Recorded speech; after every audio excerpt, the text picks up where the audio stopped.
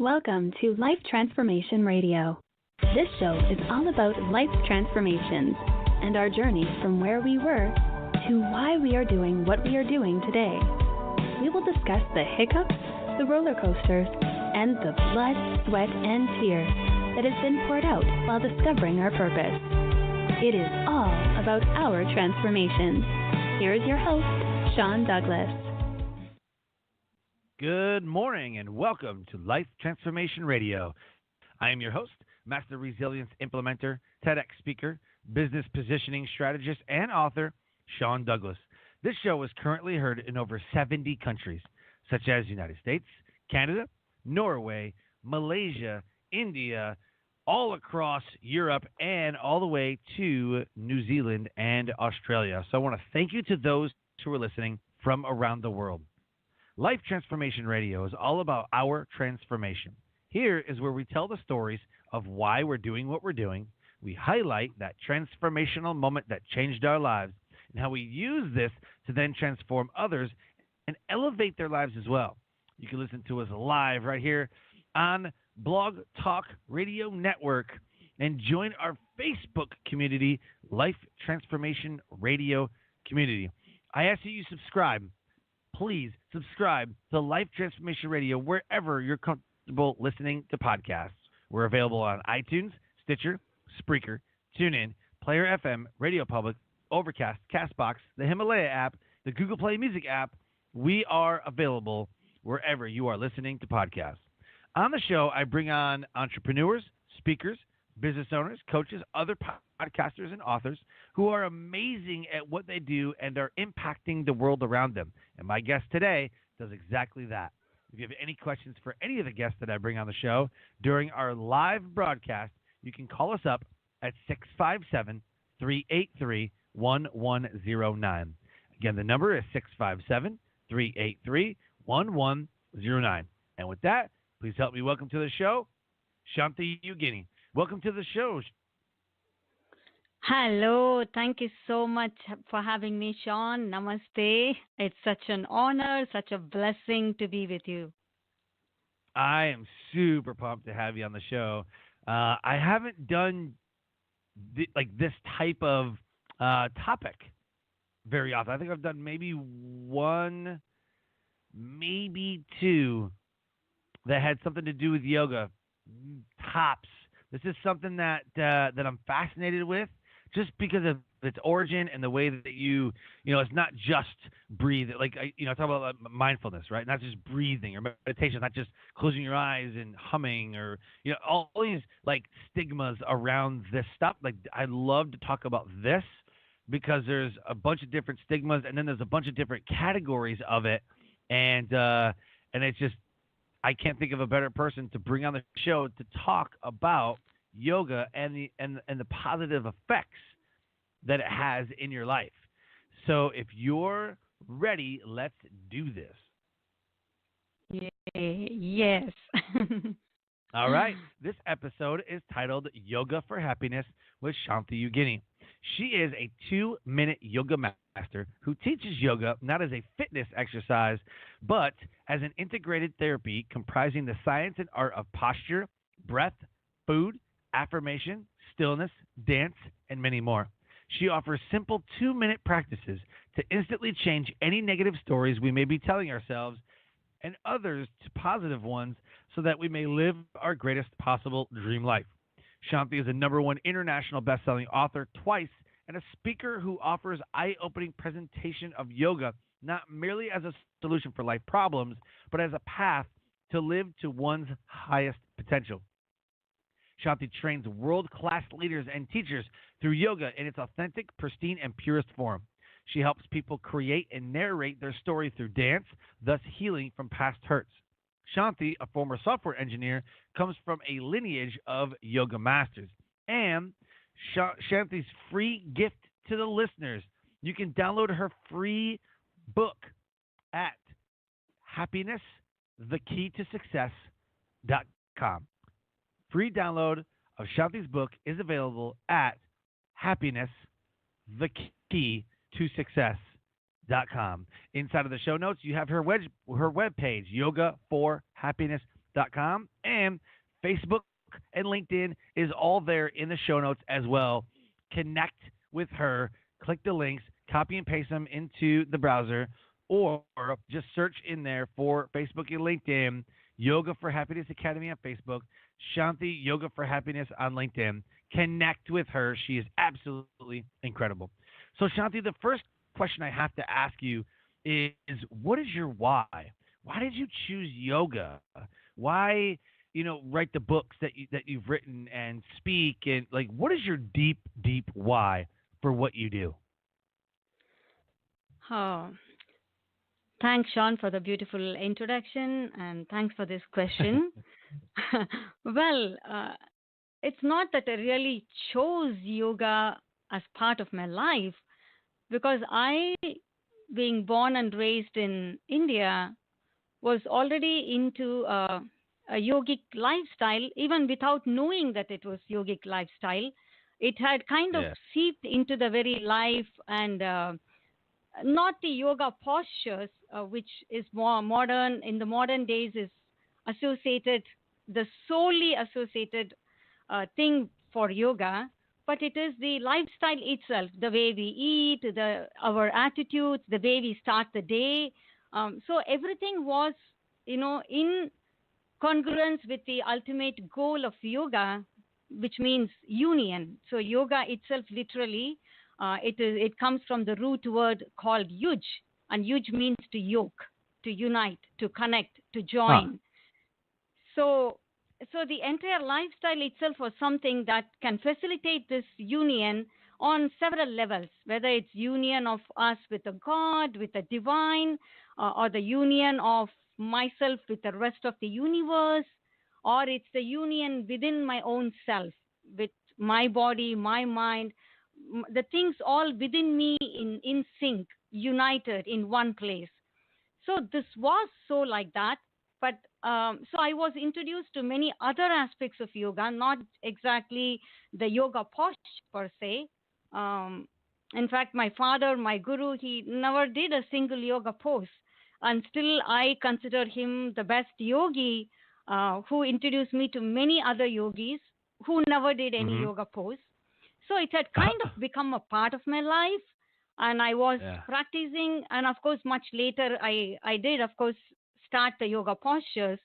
But much later in life, as I came to the US, I was a single parent, and I noticed how I was going through certain negative emotions, but it is all the aspects of yoga that once I became aware that I need to heal myself and I need to come to a place of absolute joy, not just getting by life, but it is, every day wake up with passion, with love, with joy. And once I decided this is what I had to do, I went back to the roots of everything I learned, every aspect of yoga I was taught, I grew up with, and I slowly healed, and I found my life completely transformed. I was no more the person with any kind of negative emotion that I was for a period of about 2 3 years. So once I overcame that, slowly the desire that this should become my path, that I should not be doing software anymore, because I didn't feel that I was able to connect with people, and I'm a more people's person. I felt I was doing interacting with machines more than people. So that's when the desire that I have to give up software and go into this full time, so that I can help other people like me see how even simple practices in yoga, just 2 minutes at a time, how these can Right. transform their life and bring them to a positive state. So that is my why, as to why I am doing this as my full time service to the community, because it shows the path for happiness. And of course, happiness is the only thing that all of us are seeking, no matter what we do in life. And yet we may feel a sense of gap, but this yoga with its many tools and techniques gives us simple ways to feel that joy and happiness within. Love it. Love it. And thank you so much for sharing. So, what was a transformational moment in your life that put you on the path to what you're doing? Was it being introduced to all of them by your parents, coming from the long lineage of yogis? What do you think was the catalyst, that transformational moment that changed your life?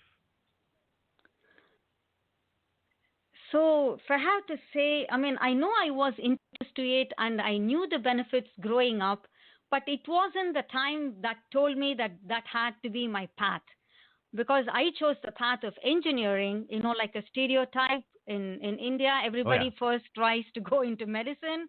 And if you don't get sufficient marks to get into a free seat in medicine, then the next thing, the lucrative one, is engineering.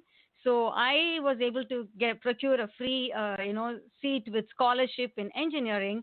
So it was more like, okay, I didn't get that. I go into this because it's great to call yourself an engineer.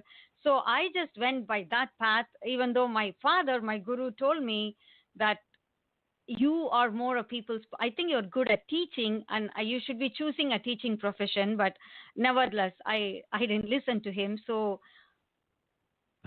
that was not the time when I thought that I should go into yoga. It was more so I did my engineering, went into software, and I was working. And then through a software job, I came here. And when I came here, I came with my 1-year-old daughter, and I was a single parent at the time. So that, and I really felt I was such a misfit everywhere. I was a misfit amidst my own Indian community, because single parent was not something that is usually heard of in our community. Right. And I couldn't quite fit into the other. I even in the first workshop I did was in a church in California, where they were actually conducting it for single parents to be like a better parent. And I couldn't really fit into that group, except that I gained a lot from the talks and the discussions by the teacher. But the other people, I felt that they had so much things burdening them, and they couldn't get over things of even divorces that happened 8 to 10 years back. And I don't know, I felt that those were not my problems, so I couldn't really fit into that group. But I was feeling a lot of sense of shame, guilt, regrets, and all those negative things, trying to hide the truth from my community. And I never wanted to tell anyone I was a single parent, and I was afraid that will they find out I'm trying to hide. So it was just not the bold, courageous girl I used to be, growing up. So one day that awareness, came, like, I mean, why do I have to be like this? Why am I afraid? Why should I hide? What am I trying to run away from? And why do I feel like a victim? Like, so when these questions came, I was actually asking myself 3 main questions. So, am I being present? Am I free? Am I giving? So, am I present to all the good things that were happening to me? I had to say no at that point, because I was not appreciative of the things, but I was thinking more of the past, the future, and I wasn't being present. And I was not. Was I free? I was not, because I was really caught up in all these emotions. I didn't feel any internal freedom, even though I'm living in a country that is, completely free. And I was born in a country that's the biggest democracy in the world. And still, I inside didn't feel that freedom. And am I giving? And I realized I wasn't giving much to the community. I was too concerned about my daughter, her future, myself, my past, and I had so many talents, and I was doing so much while I was back in my country there. And coming here, I just wasn't doing anything.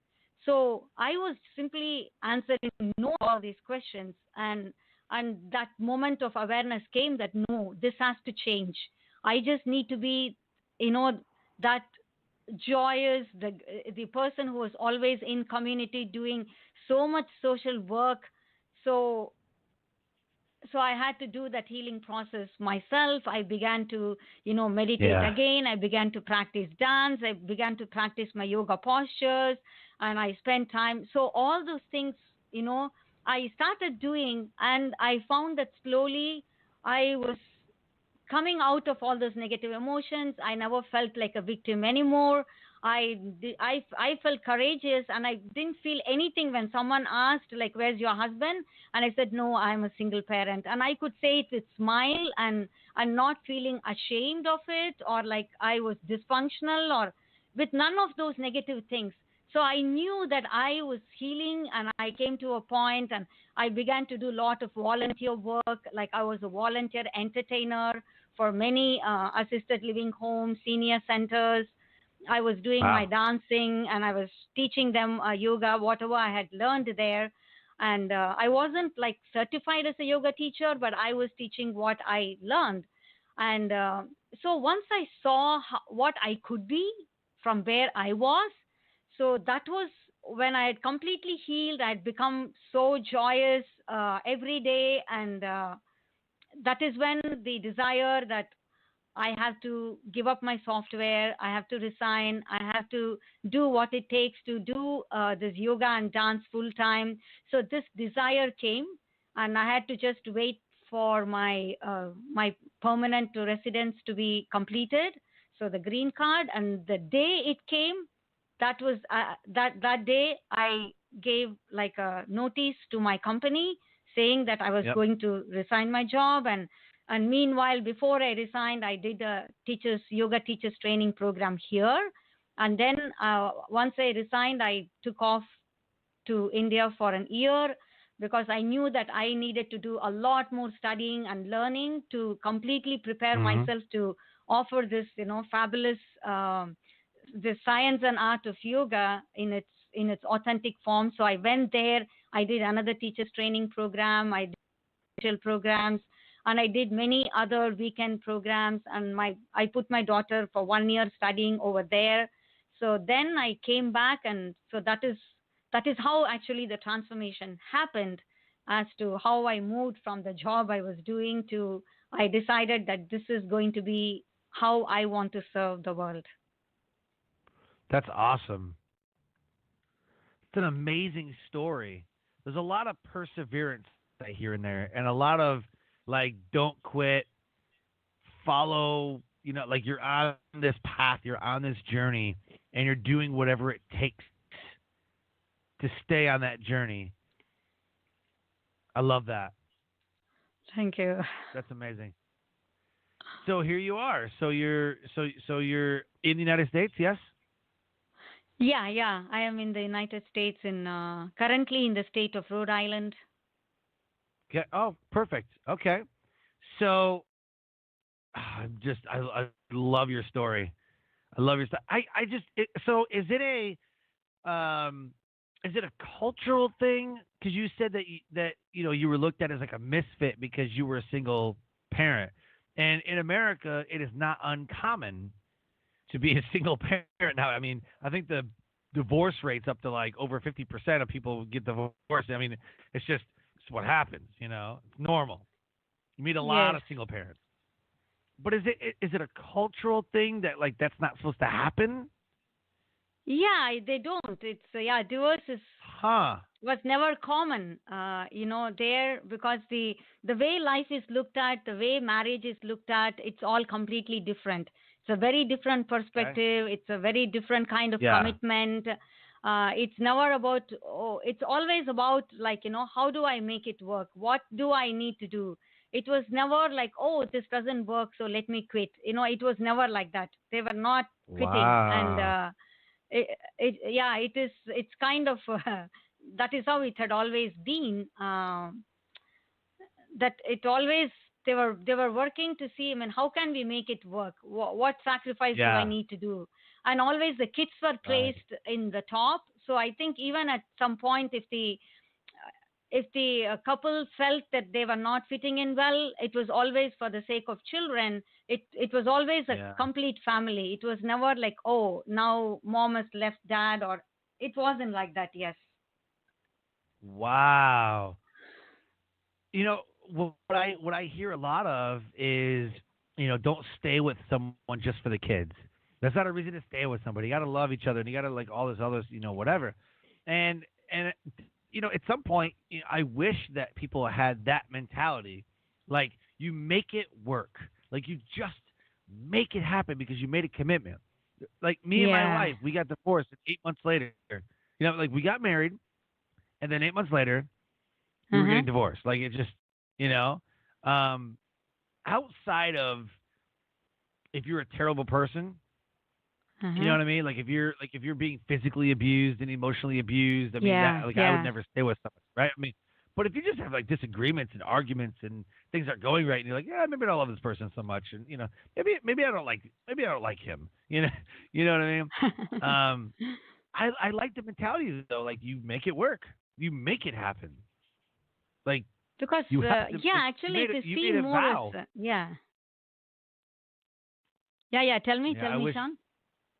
Yeah, I wish more people would have that mentality that you know that you have is like you make it work no matter what, and then if you've exhausted all of your options, Hmm. sometimes it's like you just kind of have to, divorce or whatever. But culturally, you're like, no, you make it work. Like there is no divorce. You make it happen. You make it work. You suck it up. Like Actually, you know you what? know. It's actually considered as a path for your purification and for reaching higher realms in life, like to higher states of consciousness. So this, Hmm. whatever we go through, and I think that is how we should take about any pains or any trauma or anything that happened in the past. It's always it's part of your journey. It's happening because through that you have to grow out of it. So Right. you have to grow through it, so that is how it is conceived. So if such and such a person, and it was not even that, in our country, then it is never like you liked someone and then you married. It's always, it was arranged marriage, except in my case, of course, I chose a person that my parents didn't want. So that is a completely different story. But I'm saying that Right. otherwise, they choose the person and you marry. So and it is Wow. always considered as, okay, this is what is given to me, this is what I have received, and it's for a reason, it's for a greater good, and I'm going to grow through it. This is my path to go to the next level in my life. So that is how it was considered. And that is why, divorce was not considered as an option, like, Right. okay, this person doesn't suit me, I'll find another person. It wasn't thought of Right. like that. Wow. Wow. All right then. So going forward, I love the story, of your transformational moments. So you're in America, you start getting into the practice, you start, the healing process and like all of that journey in itself. How are you now elevating the world around you using yoga and what you've been taught your whole life? How do you elevate the world around you? Well, initially, of course, I used to teach in groups, and but I always was teaching in a way very, very different from how yoga is taught in typical studios, because Hmm. I always see it as a path for empowerment and as a path that someone can adopt and, I mean, apply and integrate into their own life. So I always have a syllabus that I would take them through, and therefore it's not like anyone can drop in anytime. I mean, it is a science like any other science of physics, chemistry, mathematics, and you don't expect people to drop into a mathematics class and leave with total understanding. So they have to commit and come for this many classes. So that is how always my thing was, like whoever joined the day one, I took them through about, like, 18 hours totally, and they stayed for the 18 hours, and I told them that you have now all the fundamentals to continue for the rest of your life. You don't have to come to me, you don't have to go to anybody else.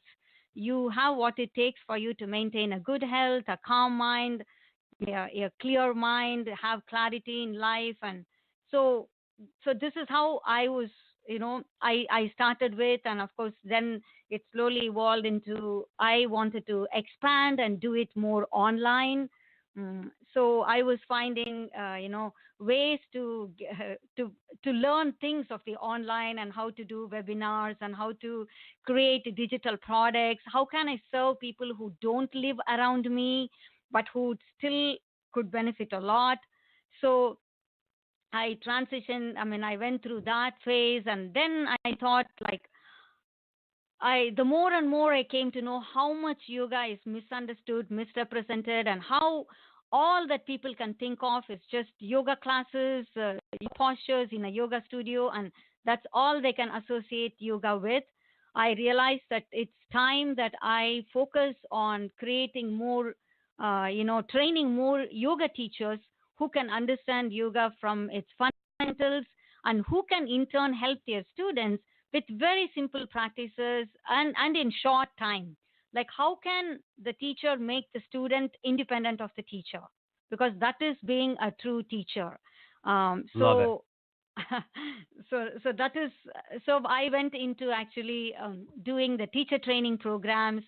And so I did them in person initially, and then I thought that, okay, at least in the initial phases, somebody can do this through digital media.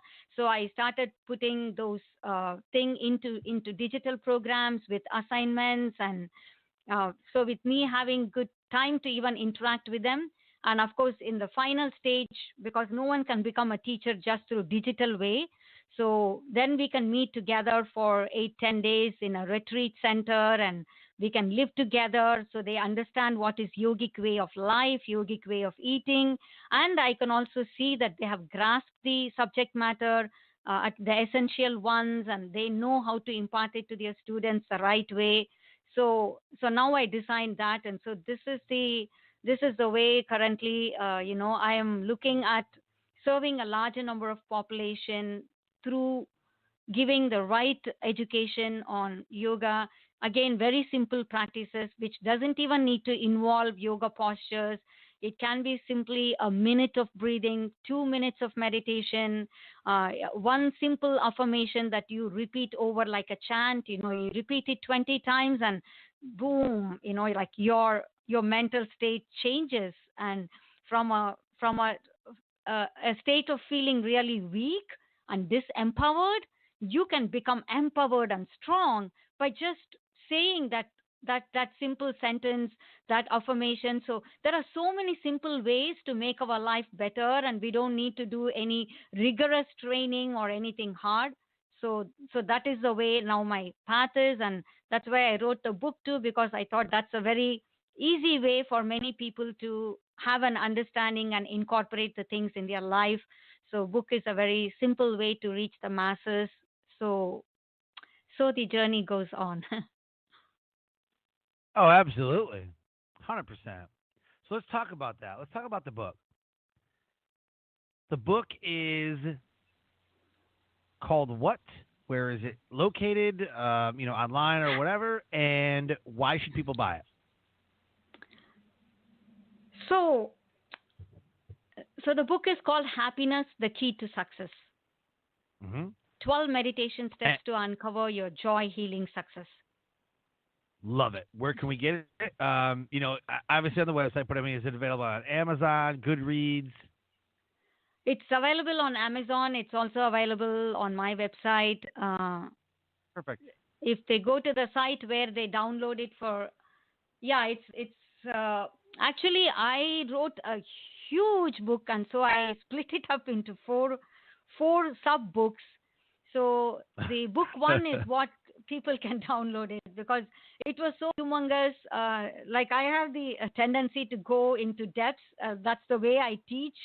Like I go into fundamentals. So what I started with writing, I thought I would just write 100-page book, but that became like a 380 pages. So I thought I have to just simplify it so it's not overwhelming for people. So I split it up into 4 parts and four books. So I made it like a book series. So people can download the book one for free, and then if they are interested, because I noticed that even book one was giving so much benefit for many people, and even without reading the rest, they were getting a lot and making transformational changes in their life. And so I thought, okay, this should become free for everyone, because even if they didn't buy the rest, they could still get a lot out of this. So they can get the rest, from my website, from Amazon. Okay, perfect. Perfect. And then you got the free download at happinessthekeytosuccess.com. All one word, happinessthekeytosuccess.com. So moving forward, what does the rest of 2019 hold for you? 2019. Oh, there are so many projects lined up. I know, right? I'm really excited because I was asked to teach for the kids, like a digital program. So some app developers approached me. So how to teach the ancient language called Sanskrit. Of course, it's called Sanskritam in that language. But how to teach that through online. So I'm creating videos for that. And I also attended a festival of like music and dance festival, and I set up a table and I was trying to tell them how to use the power of yoga to be a better singer and a better dancer. So how to have the stamina, strength, the power to hold the notes, the balance, and the mental calmness and the relaxation before you enter the stage.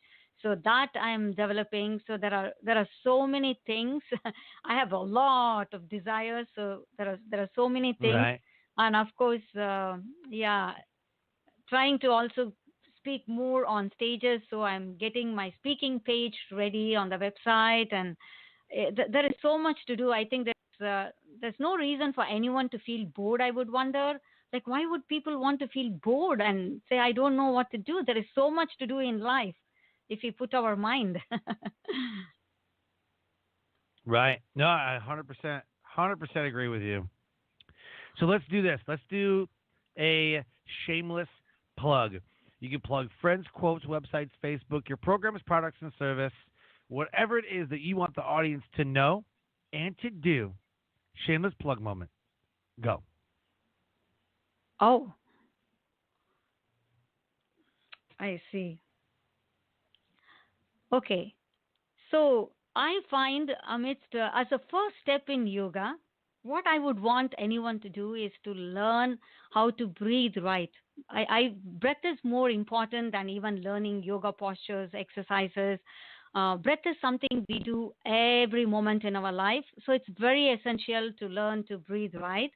Um, and I have noticed that, if there were 5 people in my session, sometimes 3 people were not breathing right, sometimes 4, sometimes 2. So it's been sometimes even all the 5 have trouble breathing right.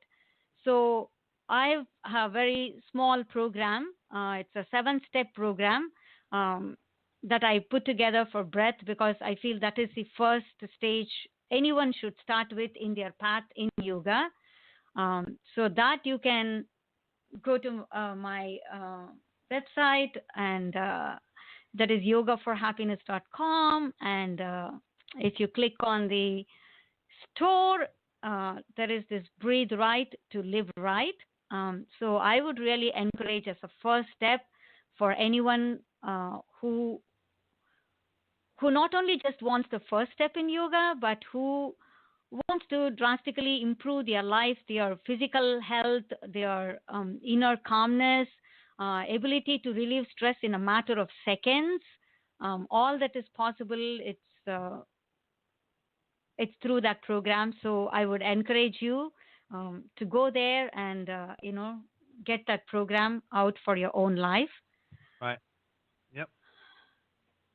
Awesome. Awesome. So I have to ask you one last question before we close the show. Uh-huh. Give us a nugget of knowledge that will motivate, transcend, and inspire someone to take action today.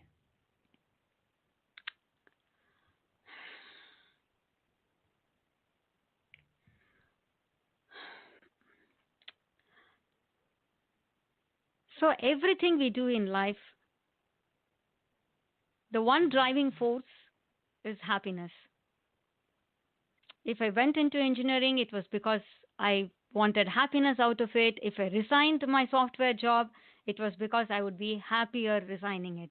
So every action of ours is driven by that.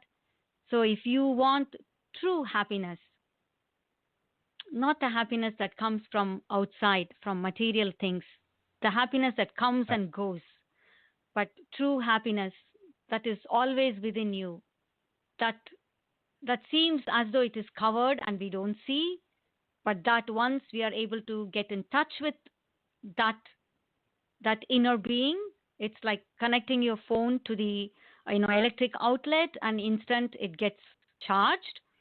So that way, if we can plug into that inner being, which is the source of happiness, the source of peace, love, joy, everything,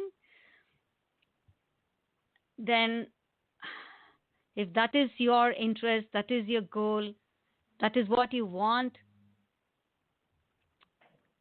then I would encourage you to take the step, a simple step, not asking you to go find a studio, sign up and register for a 6-month course or anything. Just take one single step to connect to that inner being in you. And that is possible even with as simple as your breath. And once you learn to breathe it right, you can just do it anytime on your own. It can be a simple breath, a simple affirmation. Take some action, because you have the power to create a future for you. You alone have the power to create that new future, that dream life, that awesome life that you truly deserve, that you are capable of, that is your birthright. I love it. Oh my God, I love it. So good. And it's so true. Why do something that you hate or are miserable doing because you feel like it's something you have to do? Why not do something you love and do something that makes you happy? You get so much more joy out of doing things that make you happy over things that are forced or things that are miserable because somebody else wants you to do it. If you inside, you as a person are not happy, then you're going to be an unhappy person to a lot of people around you. And that's not good either. Yeah. The best service we can do to others is just being happy by ourselves. Because once there is joy inside, we can touch so many lives. But if I am unhappy, then I am a sucker. I am going to draw everyone's attention and I'm going to seek other people's help to just make me feel better. So that is not giving back to the community. Yeah. Right. Yeah. And then you become someone who just sucks the energy out of the room. Yes. Right? Yes. Yeah. Yeah. You know? So, yeah, absolutely. Well, this has been amazing. I learned some things, and I want to honor you and thank you for the time that you've spent here with our listeners on Life Transformation Radio. Thank you so much, Sean, for having me here and giving me an opportunity to share what little I know. You're absolutely welcome. I'm glad we finally got to do this. Yes. Yeah, this was awesome. So, again, thank you so much for sharing your brilliance, sharing your story, and sharing your why with the Life Transformation Radio listeners. Thank you. And with that, we close the door on this episode of Life Transformation Radio. To the listeners, if anything resonated with you, please connect with Shanthi Yogini. Go to happiness.thekeytosuccess.com and get the free download of her book. Connect with her on Facebook and LinkedIn. Go to her webpage, yogaforhappiness.com. Connect with her, get into what she is doing, and if you have any questions, connect with her. So as we close the show, I always ask, please rate and review the episodes that you listen to so that we know how well we're doing. We always love reading the comments, reading the rates and reviews, and maybe we'll start reading them on the air. And with that, subscribe to Life Transformation Radio and live your brand. Find opportunities every day to live out the core values that you hold deep in your heart. I call this living your brand. So until next episode, live a great life.